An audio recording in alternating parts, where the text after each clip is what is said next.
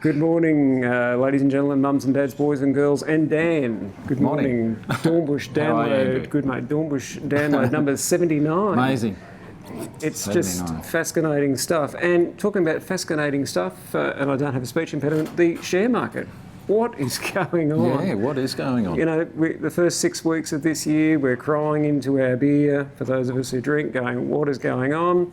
And over the last week or so, it's just gone absolutely bananas. Yep. Drew a little bit of breath there. What's today? Thursday, Tuesday. Yesterday was an okay day, and again today's looking okay as well. Any thoughts on what's going on? No, it's a funny Beauty, one. thanks very much, and we'll see you next week. Thanks very The much. iron ore price kicked up, Andrew, didn't it? Went up to, what, $64? It went ballistic, up 19%, Yeah. and then 6% the following day. Yep. A Chinese came out yesterday from one of the state-owned factories and said, oh, it's too expensive, $40 is the price. So subsequently overnight it dropped down to about $52. Yeah. But the money was really running into the banks yesterday, wasn't it? Yesterday afternoon, kicked in about, I don't know, 1:30. And it's interesting. Where did that come from? And it's interesting you mentioned the banks. You know, you had that bloke from the US, that tipper bloke, who was out, basically causing, in my view, causing a whole heap of trouble. Banks got short sold, so they got sold off heavily.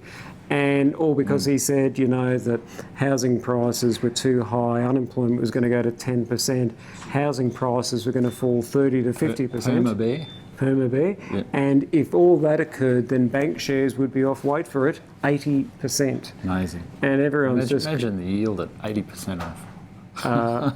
I'll be coming to my farming clients looking for a job because there won't be anything happening in professional services. We would be on toast. And it's interesting, JP Morgan came out a few days later with a note titled The Widowmaker. And what they were saying is every year since 2002, somebody like Mr. Tipper's come out with these predictions. Yep. And every year, It's never happened. they've just got, the people who bet against the Aussie banks have just been burnt. Yep.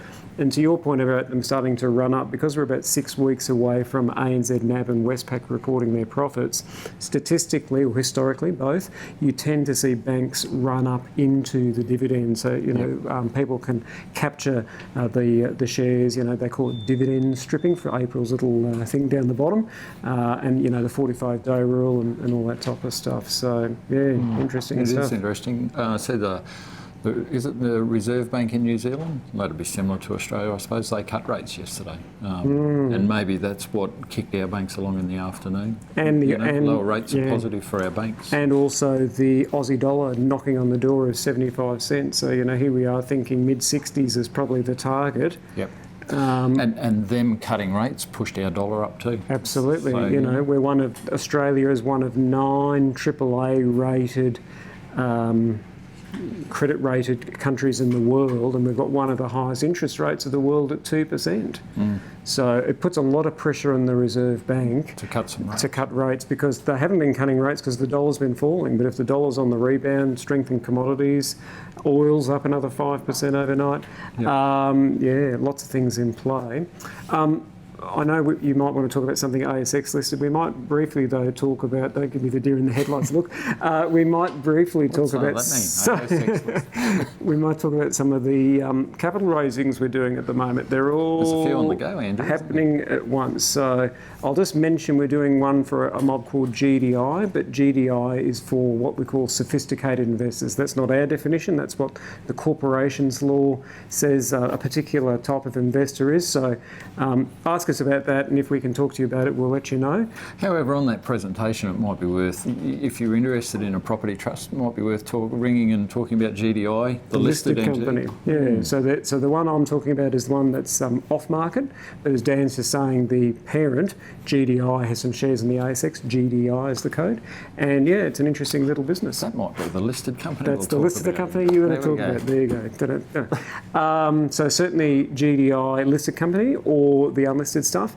Also in the unlisted space, we're looking at a mob called Heath Lee, and Heath Lee are doing a medical trust, and it's paying around 8% from memory.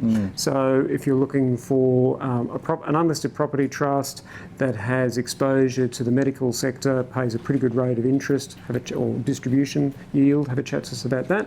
And then back in the listed space, we're also doing Pearls. Commonwealth Bank Pearls. That's probably the most important one. So Commonwealth Bank have issued some notes at $1.2 billion worth, and they're paying 5.2% plus the bank bill swap rate, so that's around 7.5%. To give that some flavour, 12, 18 months ago, these notes were being issued at a 3% margin. So, due to the uncertainty, they're now being issued at a 5% plus margin. That's pretty attractive. I know I've had a fair bit of interest. You have, Michael has, even JJG. It's our largest company issuing those at such a high rate. Yeah, I should have shuddered when I hear the term no-brainer, but I think it's about as close to a no-brainer as you're going to get, unless you think Commonwealth Bank's going to go bad, which I don't think anybody thinks that's going to happen. No. So certainly have a chat to us about pearls. Also on the horizon, there's one called Monash. Monash is a listed investment company. A bit hard to explain in 30 seconds, but in essence, they're a very tactical type of investor.